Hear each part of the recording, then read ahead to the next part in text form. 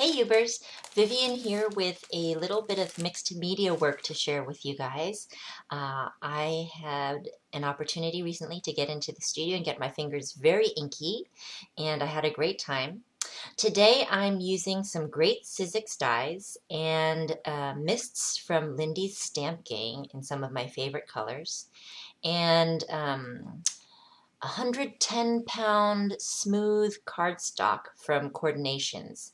And this is a nice, thick, substantial cardstock that will hold up to all of the media that we're going to apply. So I'm going to call today's effect stained glass. And as you can see here, I'm just completely wetting the surface of my cardstock. I just spritzed it a couple times with my water mister, and I'm sort of pouring the paint onto the surface. So I'm sure many of you have misted before. When you mist on a dry surface, you get all those splatter marks. But if you're not going for that, if you're going for something that's a little bit more murky, where things sort of blend into each other and you don't quite see where one color begins and the other ends, this is a really great technique to use. Aren't these colors beautiful? I love watching that happen. And you can sort of guide it by tilting the paper this way and that.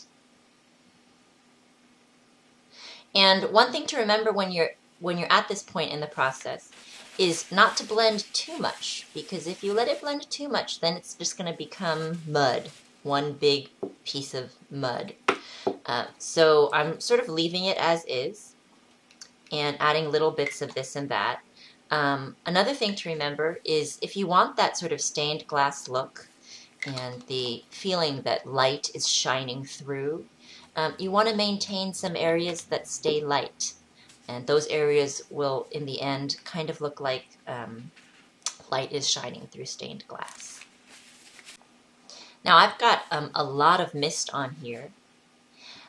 And I thought, well, why don't I, rather than wait for that to have to dry, lay another piece of that Coordinations 110-pound cardstock on top. And then I've got another piece that's sort of a mirror image, but several shades lighter, several tints lighter than the original.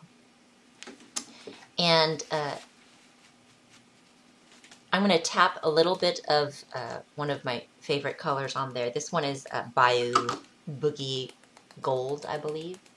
And so tapping that mist onto a wet surface also has effect that's slightly different than if you were to tap onto a completely dry surface. And as you can see here where I backed out, I did a lot of play with my mists on this particular day, and I'm going to use some of these other sheets in different projects. But all this was just the result of play. So what ended up looking quite to me like stained glass really was just a result of playing around with the media that I have. So I'm using a Sizzix die number 659138, Flower Layers number 13. I love this floral die. It's a Biggs die, which is great. And I think it the shapes definitely have a very Asian kind of Japanese feeling to them. Right now I'm just applying a little bit of distress ink to the edges, and what I'm going to do once I feel like they've got that nice outline is I'm actually going to mist those, just the edges a little bit to get that black color to move. I am stamping with a beautiful ladybug stamp that comes in a nice set, which has lots of other pretty nature-themed stamps in it. And I'm using distress ink to stamp them. The tag shape was die cut using a Tim Holtz Alterations tag and book plates die, and it's of the Biggs type as well. And this is my absolute favorite go-to tag die because it's that nice substantial big size. It can cut through several pieces at once. I don't know if you noticed the pretty modeling that happened on this particular tag, on the flowers as well as on the tag itself. That was the result of misting with water after everything had dried. I also edged the corners of the tag with more black distress ink. I added just a little bit of text on 2 of the 3 tags, and sometimes I've got a word in my head while I'm crafting, and sometimes I end up singing or humming a song, and this happened to be a song that I had in my head while I was crafting this one, so that's the word that went on the tag. So I very intentionally, aren't those frogs adorable?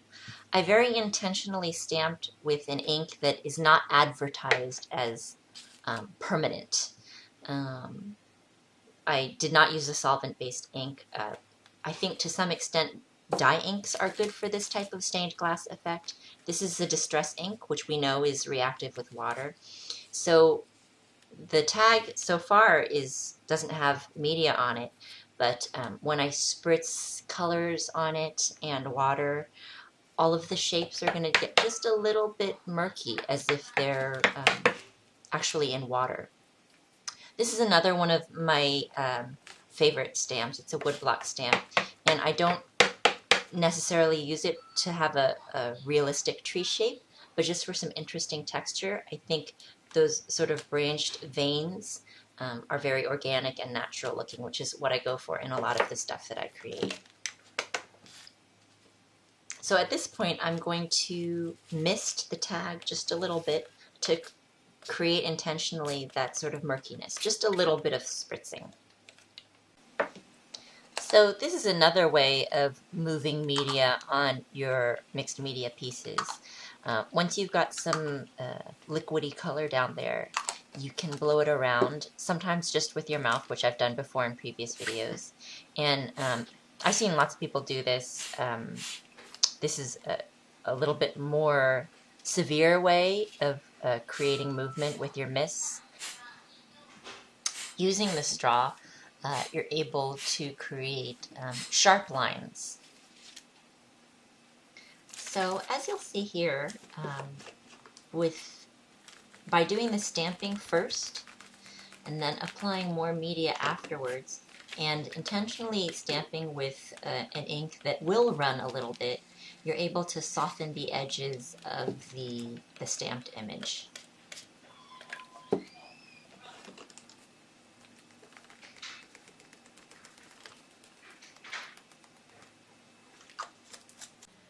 With all the tags, I ended up going, I started out with a white background and sort of felt things out as I was going, and it ended up becoming a very intensely hued project, and I got rid of all the white.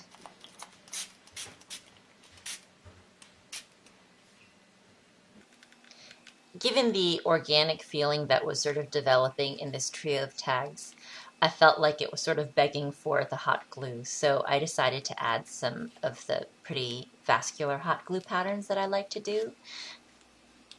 If you're interested in learning more about how I like to work with hot glue, I've got several videos on my YouTube channel, that's Contadina K, showing all the different things that I like to do with my hot glue gun.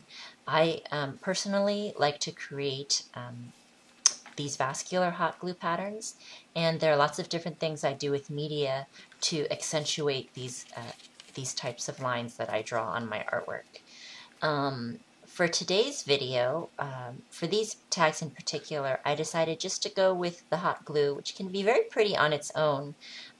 It adds another texture, sort of a glossiness and a translucency, and I left some of the areas of my vascular patterns just like that. But I also added a little bit of a very juicy pigment ink. Let's look at it without the pigment ink so far. You can see how it shines in the sun. So once that hot glue dries, it develops a neat little bit of translucency. I decided to keep that in some parts so that we keep this sort of theme of things blending into one another, because the colors underneath sort of shine through. And adding some of this juicy pigment ink from ClearSnap. It's Mixed Media Inks, INX. I did a little bit of hot glue on all 3 tags. I don't know if you recognize, these are all pieces from that mixed media work we did with the murky blending on a wet surface. And this flower shape is the negative space that was left after I die cut my shapes on the first tag. I accentuated the edges of that floral shape with a little bit of a black pen while it was still wet, black marker, while still wet. I just rubbed in a little bit of decoupage medium to get it to blend. And that's just a torn edge that I decided to leave as is, keep it natural. And here's a close-up of the hot glue. I just love this stylized Sizzix floral die cut with those pretty notched ends. It really reminds me very much of Japanese print. And this lighter color is from the piece of Coordinations cardstock that I laid on top. So as you can see, the colors are much lighter. And I also brought out this shape by doing that marker work along the edges. You can also see how those frog shapes look like they're underwater because we allowed the colors and the lines to blur. Here you can see a close-up of those torn edges. Sometimes these torn edges add another level of sort of natural feeling to your work, and almost like landforms. And FYI, all these pieces, the die cuts and the leftovers, were adhered using a decoupage medium. Here's the juicy sneak peek I gave you guys on my public Facebook page, which if you haven't liked yet, I'd love for you to visit me over there. I'm very often on my Facebook page. And here's a pan of the 3 tags together.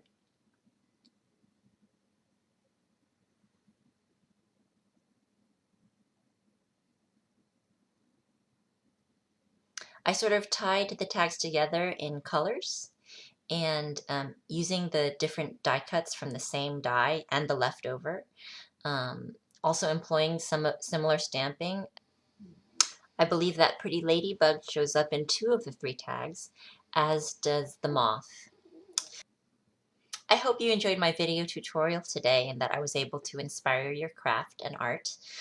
For more inspirations from me, please subscribe to me here on YouTube and on my blog, contadinakay.com. Thanks so much. Bye.